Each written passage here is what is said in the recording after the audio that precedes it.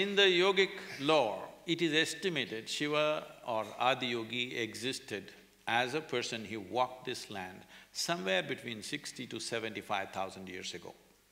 When I first spoke this, all the more sensible people around me, who are not as naive as me, they're wiser people, younger people, they said, Sadhguru, if you say 75,000, they will blast you.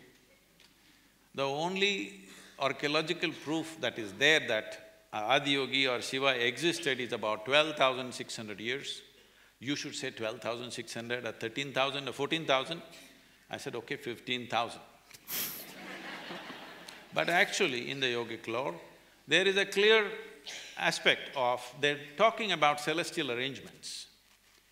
These celestial arrangements, if you go by the modern astronomy, they existed only somewhere between 60 to 80,000 years, in that span. There is no two ways about it, the things that he's talking about. And now, of the Cambay, what's it called? What is the Indian name for that? I'm sorry. Kumbat, is it? Yeah. Of the Gulf of Kumbat, now they've done explorations. They actually went there to clean up the plastic. But then they found a city which is 5 square miles. And now international archaeologists especially from Germany and France, they have dated this according to carbon dating process, that it is a minimum of 32,000 years. 32,000 years ago, nowhere on this planet did a city exist. Not just a city did not exist, the idea of a city did not exist. But they had a city which is 5 square miles in size, properly, orderly way of doing things. It's been buried, they're estimating it has gone underwater for about 9,000 years. And similarly, of course, everybody has heard about Dwaraka. There are excavations which unfortunately now is the line of control between India and Pakistan, you can't touch it. If you dig, something else will happen, you will hit the mines. So, there is enough proof today, archaeological proof to say, over 30,000 years ago, there was a civilized society here. Maybe not across the country, but in pockets it existed. So, this dating goes back like this, so I'm just saying over 15,000 years, so that when I travel west also I look sensible. Okay, 15,000, all right. 75,000, they'll resist because their idea of the world is only 3,000 years old. They said everything happened in 6 days and it's only 3,000 years old. Anything beyond 3,000 years is not scientific. This has been the approach, unfortunately. Now slowly they're correcting themselves without looking stupid, but it's utterly stupid. For all these centuries you insisted it's only 3,000 years, now you're slowly extending it because science comes and says something else. You will watch it in the next 50 years, science will come and say… modern science will come and say many things which we have been talking for thousands of years. So, Sadhguru, Einstein said that time doesn't exist, but we seem to… somehow we are stuck in it. And you say that space took a cyclic turn and that's how we are stuck in time. Is it only our bodies or our mind? How is it exactly like… right now everybody is sitting here. Let's say we will make them sit here for next 10 days, just like this. Will they sit? No. Let's say we make them sit here for next 3 hours.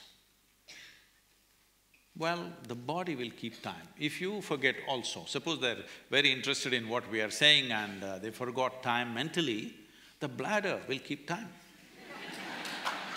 It will tell you when it's 3 hours for sure, isn't it? Your stomach will keep time. It will tell you when you're hungry and when it's time. So once you're embodied as a physical being, time is an essential factor of your life. And you know, in your experience, time is a relative experience, but in your body it is not so. It is keeping time all the time, because body is just a product of this planet and it keeps time. Right now, what is your idea of time? Planet spins like this, it's 1 day. Moon goes around, that's 1 month. Planet goes around the sun, that's 1 year.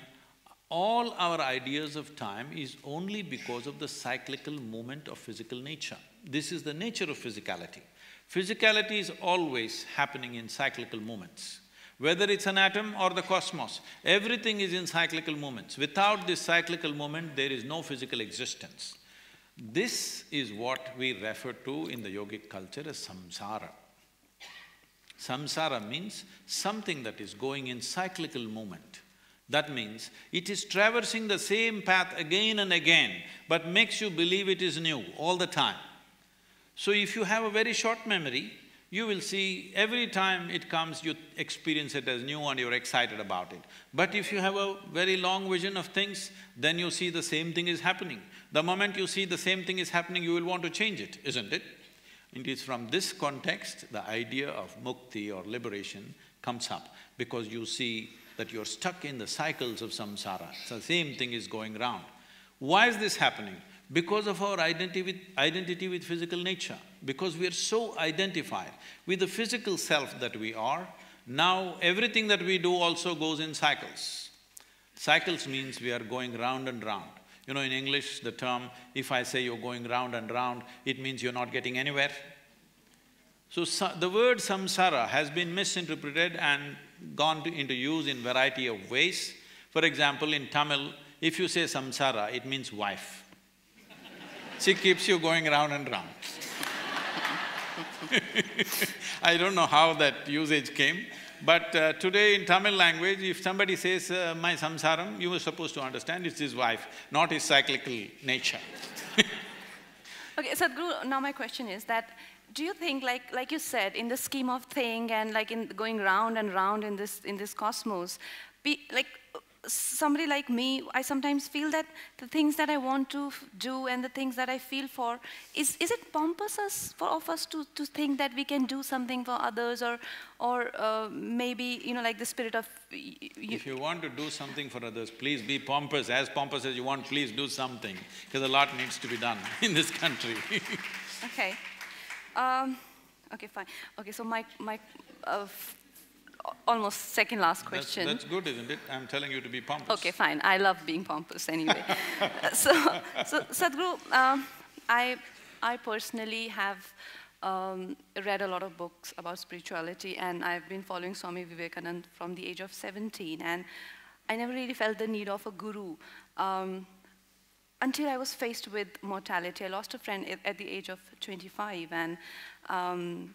and since then, I just feel that everything that I've done in my life, or every situation I've been into and I've walked into, I've always held my head very high, and I've always been prepared for it, I mean, as much I could. And I can't wrap my head around it. And when I read your book, I didn't instantly feel that I would be seeing this day. And I felt, okay, fine, I've read Buddha, I've read, like, you know, you're one of those enlightened people, yeah, sure. So, no, I wasn't impressed, let me tell you. But then I read, More Than a Life, and there is the mention of this yogi, Swami Nirmalananda, who waited for you all his life, and apparently you were supposed to guide him to Mahasamadhi. Now, Mahasamadhi is something that I've only heard of in stories and in myths and all of that, like where you willingly walk out of your body because you think that's the best thing to do at that point of time.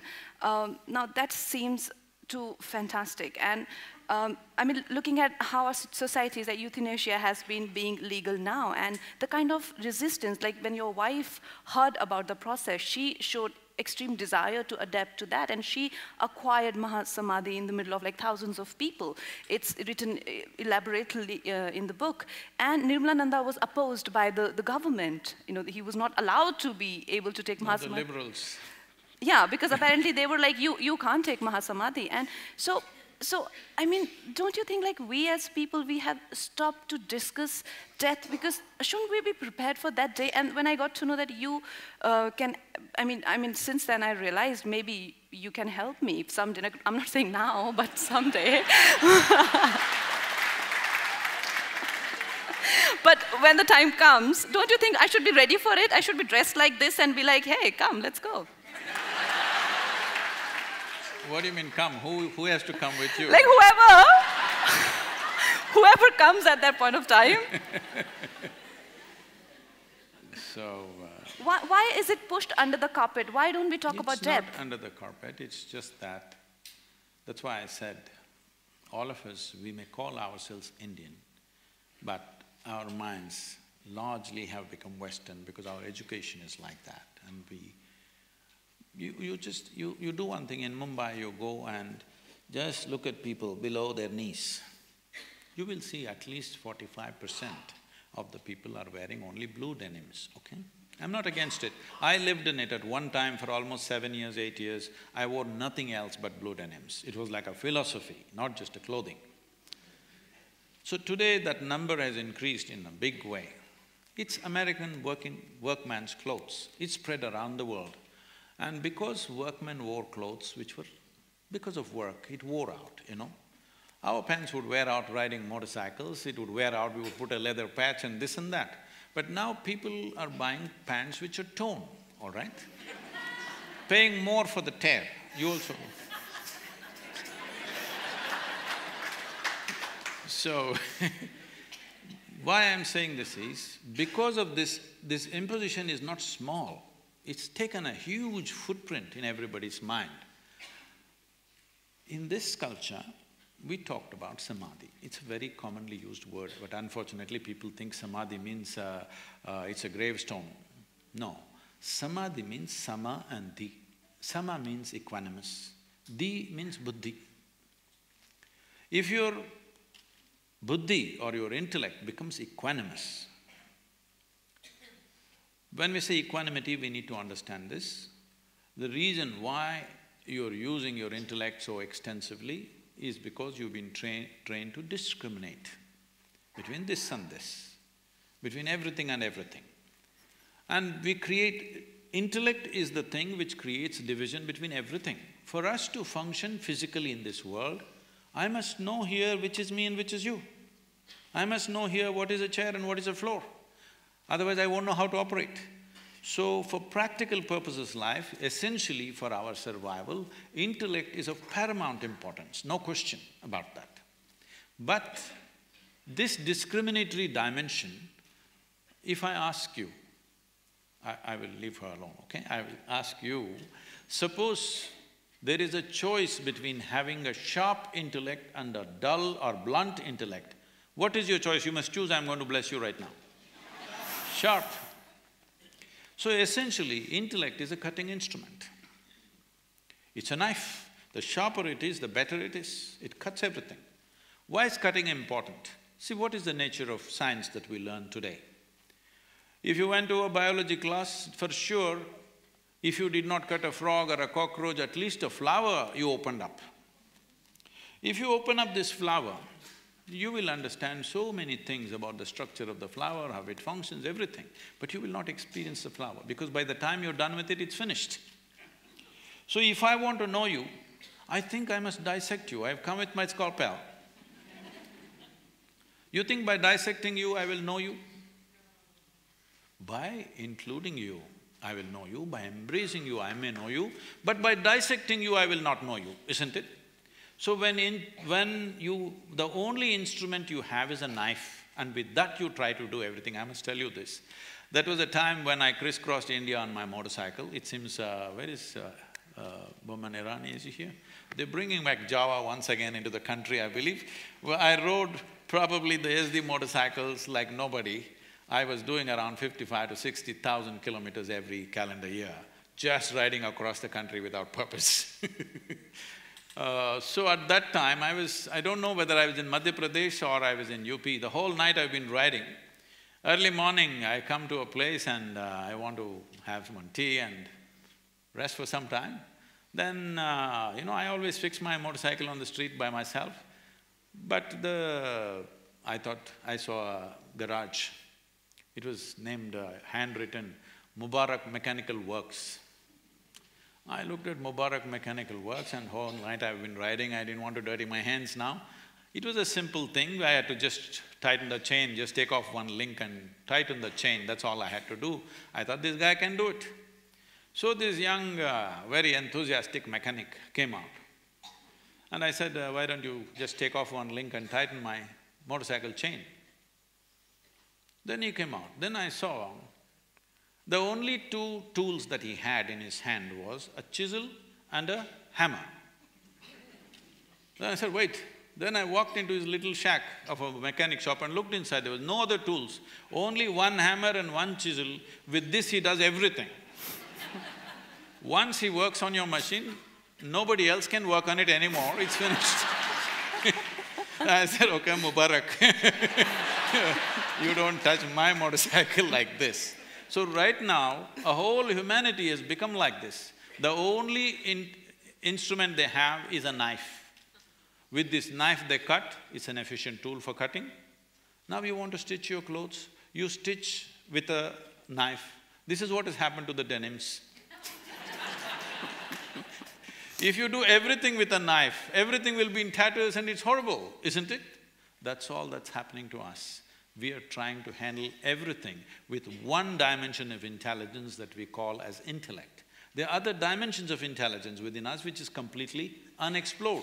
So samadhi means to get your intellect to a state of equanimity so that it does not interfere in your perception of what really is the nature of existence. Right now, the only thing that's interfering in your life is your thought process, isn't it so? If I ask you to sit and meditate right now, you think somebody next to you is going to poke you? No, they are fine. It's your own mind, isn't it? People say they're depressed, people say they're agitated, somebody is manic, somebody is angry, somebody is miserable. No, all this is not happening. The only thing that's happening is your intelligence is turned against you, you're not getting it. You think you're suffering because of something. No, your intelligence is turned against you and nothing else. You have a knife and you don't know how to handle it. If you have a knife and you don't know how to handle it, you'll cut yourself up. Do you need any assistance from outside to make yourself miserable? You're very efficient, aren't you? You and you told him the techniques. And when he was about to get there, apparently the government got involved and like, you cannot do that. In 1996, he announced, I'm 74. Samadhi for that, but why die before 25? Suicide is not a pleasant thing. Not at all a pleasant thing, because for a human being to see, when somebody dies, commits suicide, we're just thinking, okay, he committed suicide. It's not like that. You must look at what psychologically that person goes through to come to the decision. It's the most horrible part of one's life where somewhere they feel so trapped, either by physical situations, financial situations or emotional situations, so absolutely trapped when there is no other way. This is when they take that kind of violent exit which we call as suicide. And if someone tries to kill somebody, that somebody has some defense. They can fight, they can run, they can protect themselves. Some resistance is possible.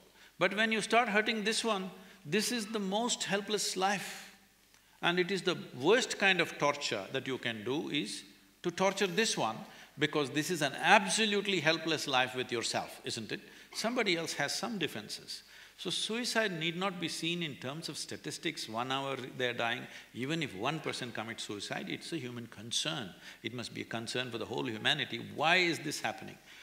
You must understand, in this country, in 2017, 7,600 children below 15 years of age have committed suicide. Below 15 years of age, when they must be bursting with life and wanting to live. Below 15 years of age, if they want to commit suicide, what is it? We are somewhere driving ourselves to a certain desperation. One big cause for all this is education system. Unfortunately, it's the schooling system which is killing people. Because if you get 98, you're no good, you know. People will ask you, where is the other 2%? So, apart from this, there are various other things, economic things are there, emotional things are there, various kinds of things for a human being. Essentially, simply because there is no clarity about life in some way. See, youth means, it's life in making. Youth, the most significant aspect of youth is they're full of energy, it's a huge amount of energy. When I say energy, after all, our life is a combination of a certain amount of energy and a certain amount of time, isn't it? Time is ticking away for all of us at the same pace, it's going away. If you sit here, it goes away, if you stand, it goes away, if you run, it goes away, if you don't do anything, it goes away, if you sleep also, it goes away. Time is rolling for all of us. It's only energy we can manage. If you organize our energies in a certain way, what somebody does in 100 years, you could do in 10 years. It is just organization of one's energies. So youth means an exuberant energy. But most of the time, the problem with the youth is they don't have the necessary clarity nor balance. If you could bring 10% more clarity and 10% more balance in their life than the way they are right now, this energy would translate into something fantastic. Because this is one thing we need to do, because as a nation, we are talking about our demographic dividend, where 50% of our population is below 30 years of age, which is a unique situation. And it's a fantastic situation only if we give the necessary clarity and balance and competence to our youth. Otherwise, we can be a major disaster.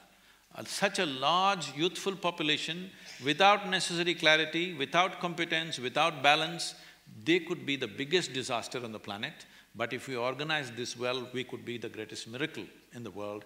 So we are making this effort, and I'm putting 1 full month of my time traveling across the country, speaking in various universities and causing a buzz about this among the youth, speaking a very youthful language. You will see a very different Sadhguru. I know, you can… Because I will dress differently, speak differently, do everything differently with them. Yeah. Because I'm very youthful. Yeah.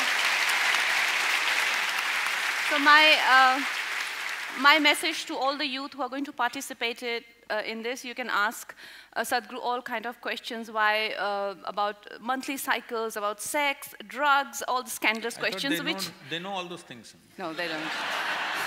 Sadhguru, they are being a victim of drug overdose. There are so many, drugs has become a big epidemic, especially in schools and colleges. So guys, I look forward to those conversations and ask exciting questions.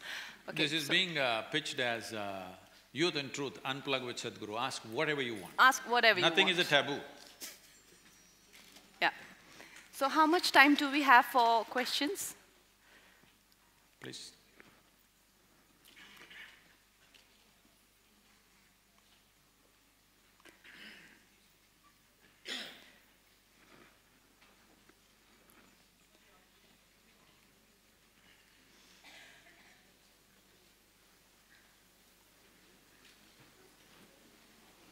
Namaskaram, Sadhguru.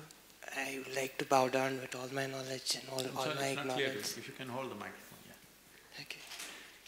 It's quite safe, you can hold it close to you. Is this okay? Yeah. So, first of all, I like to bow down with all my knowledge and all my ignorance. Like, I can't tell you how much you mean to me. Okay.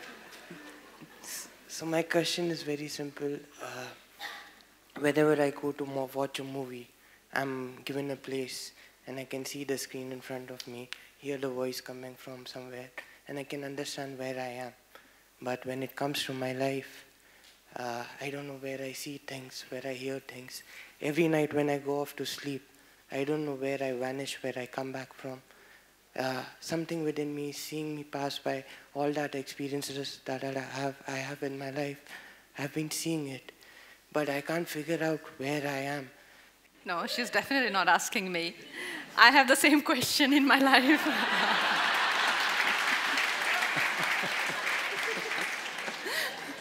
Okay, this is the last question we answer. Yes. So, when we say we have patterns, this is what we said in a certain way. They made a calculation and said, in 28,000 years, the moon will go so far that its impact on the planet will become minimal. When that happens, the human woman…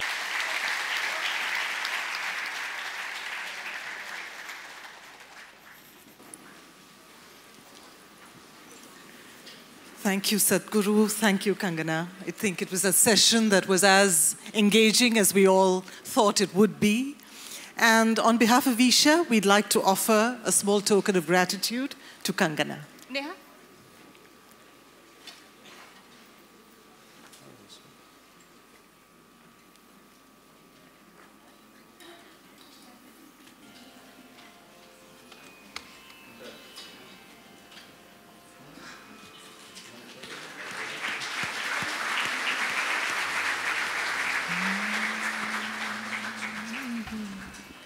Thank you very much for being here. हम परदेसी पंछी रे साधु भाई इन्हीं दे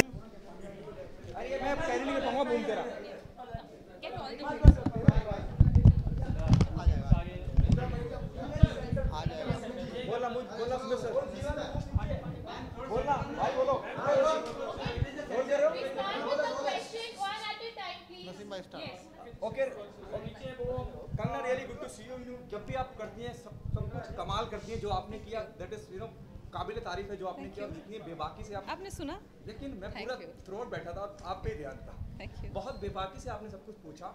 सबसे पहले जानना चाहूँगा ये सवाल था, सेट ऑफ क्वेश्चन था, ये आपको दिया गया था या आपकी खुद की मन की भावना? नहीं, मैंने लिखे थे ये क्वेश्चन, मुझे किसी ने नहीं दिए। इनफैक्ट जब मुझसे पूछा भी कि क्वेश्चंस क्या हैं, तो मैंने कहा मैं क्यों क्वेश्चन बताऊं कि क्वेश्चन क्या है। So I was like so no, these are my questions. And वो मैं कई दिनों से सोच रही थी, और मुझे ऐसे भी सदगुरु से पूछने थे क्वेश्चन, तो मैंने सोचा मैं अकेले में पूछूंगी या पर्सनली हम 4-5 दोस्त पूछेंगे तो ये बहुत ही पर्सनल सी कॉन्वर्सेशन बन जाएगी। मेरा कोई पर्सनल क्वेश्चन था ही नहीं, तो मैंने सोचा मैं इसको एक पब्लिक इवेंट के तौर पे, तो मेरी तरह जितने भी लोग कॉन्फ्लिक्टेड हैं, सिचुएशन के बारे में सोचते हैं, तो एटलीस्ट ये एक अच्छी चीज़ हो जाएगी जिसमें सब हिस्सा ले पाएंगे। बहुत ऑनेस्ट जवाब, ऑनेस्ट तरीके से आपने बताया कि ये सवाल आपके थे, अमूमन कोई बैक ऑफ कर जाता, क्योंकि आज जिस तरह के माहौल है, आपने लिपस्टिक का जिक्र किया, वो भी एक भावना आपकी रही होगी कि जिस तरह के हालात हिंदुस्तान में अभी हैं। हम लोगों ने इस बारे में ही अंदर काफ़ी बात की है, और ऐसा नहीं है कि मेरे पास किसी चीज़ों के सोल्यूशन है। वो तो जैसे सदगुरु जैसे लोग हैं, मिस्टिक हैं, थिंकर हैं, जिनको आई थिंक सबसे अच्छी बात यही है कि हमारी सोसाइटी में उनके जैसे लोग हैं जो इस चीज़ों के बारे में सोचते हैं, और उनके पास उतना इंटेलेक्ट है जो कि इसकी बात, इसीलिए हम लोगों ने आज ये इंटरेक्शन रखी थी। मेरे पास तो इन चीज़ों के सोल्यूशन नहीं है, मैं तो आप लोगों की तरह देखती रहती हूँ और सोचती रहती हूँ कि क्या होना चाहिए, क्या नहीं होना चाहिए। पॉलिटिक्स के बारे में we not going to talk about politics, keep it restricted to the event please. Elections के नियरबाय है। या so I just feel that जो मैंने इस बारे में अभी अंदर बात की कि किसी को हेट करना या किसी के बारे में वो करना, वो तो चलिए ठीक है, अपनी पर्सनल भावना हो सकती है, लेकिन उसके अलावा देश को कैसे यूनाइटेड किया जाए और उसको कैसे, जो इस वक्त हमारे देश की स्थिति है उसके बारे में क्या, उसके बारे में हमें बात करनी चाहिए, और ये Poynting fingers at each other ये नहीं करना चाहिए हमें। sacks its editors for writing or reporting against the PM or the government. Is there a fear among film artists also to speak against the establishment or make political content? I think most of my contemporaries don't talk about it, because obviously I was hearing some other days one of my contemporaries was saying कि हमको तो पानी electricity की problem नहीं है, हम क्यों बात करें। That hurts, you know, like you can not talk like that. What kind of an individual talks like that? You are a part of this country and it's not just about you. आपके घर पे पानी आए तो ठीक है, आपके पड़ोसी के नहीं आया तो ठीक है, लेकिन अगर आपके चाचा जी के यहाँ नहीं आया तो आपको दर्द हुआ। So this attitude is not good. और मुझे लगता है कि हमेशा ही आर्टिस्ट का ये कहना, अरे हम तो प्रॉब्लम में पड़ जाते हैं, हमें बात नहीं करनी चाहिए। आप बात नहीं करेंगे, जो सक्सेसफुल लोग हैं जिनके लिए 25 मीडिया कैमराज इकट्ठे होते हैं, तो कौन बात करेगा? फिर आप सक्सेसफुल हैं क्यों? फिर आपका मायना क्या है सक्सेस का? अपने पैसे कमाए, अपना खाए पिए, मस्ती की। This is not the real. आपको पेडेस्टल पे इसलिए नहीं रखा हुआ है कि आप अपनी छोटी सी ज़िंदगी जी के चलते बने। आपको पेडेस्टल पे इसीलिए जनता ने रखा हुआ है कि आप उनके बारे में भी सोचें। दो चीज़ें, आयु स्पिरिचुअल और ये योगी का थॉट कैसे आ गया? कहीं ऐसा तो नहीं कर रही हैं आप कि आप सबको छोड़ छाड़ के मतलब समाधि हो, समाधि सब कुछ छोड़ छाड़ के समाधि। आई होप इतना मुझ में आए कुछ विजन या भगवान की ग्रेस हो, लेकिन अभी तो I think there is a lot of work to do and I want to work in every direction wherever I think I can. तो अभी छोड़ने का वक्त नहीं है, अभी तो we will do things and there is time for everything. बहुत वोकल हैं, जो हालात हैं देश में, पॉलिटिकली भी आप बहुत वोकल है। हाल ही में आपने मोदी की काफ़ी तारीफ की और कहा कि मैंने उसका जवाब तो दिया ना मैंने। मैं ये कह रहा था कि क्या कभी आप पॉलिटिक्स को एज अ करियर एक ऑप्शन के तौर पे देखोगे? करियर एक कंसर्न सिटीजन नहीं, पॉलिटिक्स करियर नहीं होना चाहिए।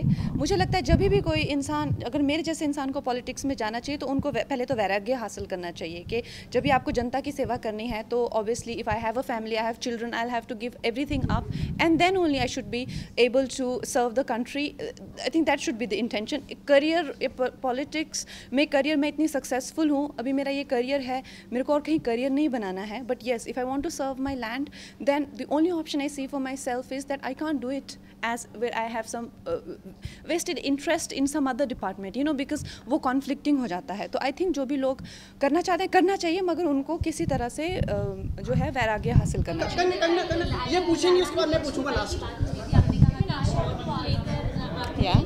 बताया कि चेंजेस के मामले तो फाइनली क्या किया गया? उसके लिए आपको फिल्म देखनी पड़ेगी। मेरा लास्ट रहेगा, जो भी होगा लास्ट मेरा। हाँ, आप बोले। You spoke about really topical stuff inside with Sadhguru, Yes. and most of it was very enlightening. Yeah. You also touched about beef and cow ranching. Yeah. I just wanted to know some clarity. How do you see where India is heading? हम लोगों ने उसके बारे में बात की अभी। Sure, no, I just wanted to know where do you think India is heading at a time when people are being lynched for what they eat? Yeah, no. We spoke about it, and also I'm not. अगर मेरे पास इसका answer होता तो मेरा I mean, what's your personal opinion? I gave my personal opinion inside. I mean, you heard that you feel conflicted.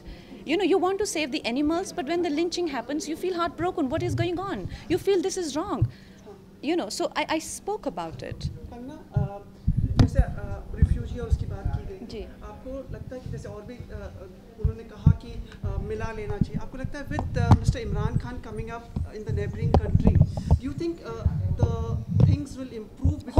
Hopefully. I mean, we can only hope that we don't have to shed more blood. It's very unfortunate that our soldiers are dying, and of course the kind of speech Mr. Imran Khan has given is very, very nice, and I wish him all the best, and I with my folded hands I really hope and appeal that we have really beautiful relationship henceforth. दिवस आ रहा है, उसके उपलक्ष्य में आप कुछ कहना चाहेंगी और शुभकामनाएं भी हमारी सर से होगी लेना चाहते हैं। पंखा लाओ। ये लास्ट है। Okay, so स्वतंत्रता दिवस की बहुत शुभकामनाएं सारे भारतवर्ष के लोगों को। Thank you.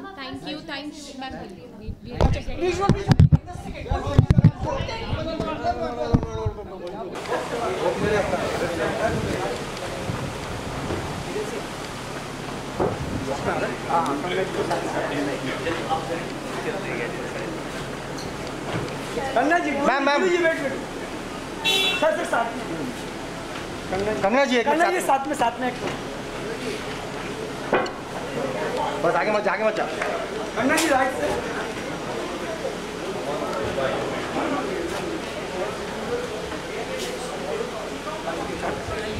कंगना यार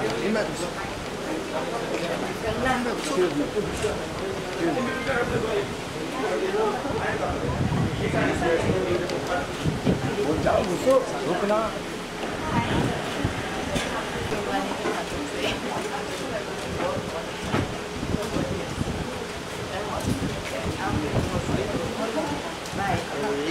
करना में यार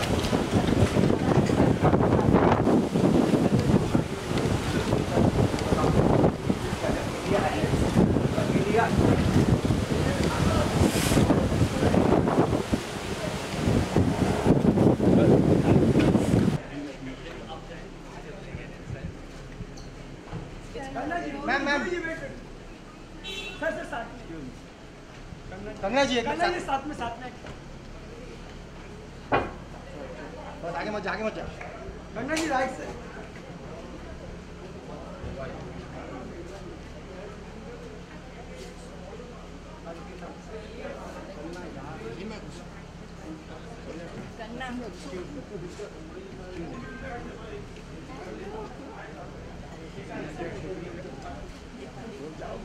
रुकना